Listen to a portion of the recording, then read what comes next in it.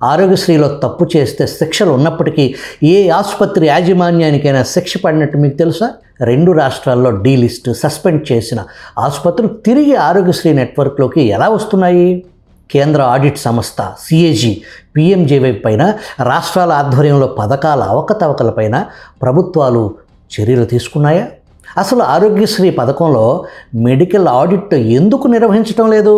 ఫలానా ఆసుపత్రిలో శస్త్రచికిత్స నిజంగా జరిగిందా లేదా అనే తనిఖీ వ్యవస్థ ఎందుకు లేదు?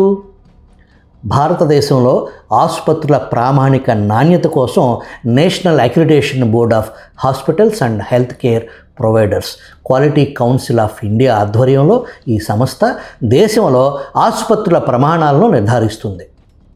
అటువంటి ఆసుపత్రులకు మాత్రమే ఆరోగ్యశ్రీ లాంటి పథకాల అమలు లాంటి కఠినమైన నిబంధనలు ఎందుకు లేవు?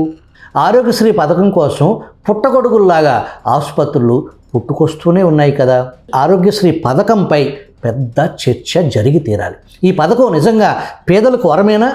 తప్పుడు పనులు చేయని ఆసుపత్రులపై భారంగా మారిందా?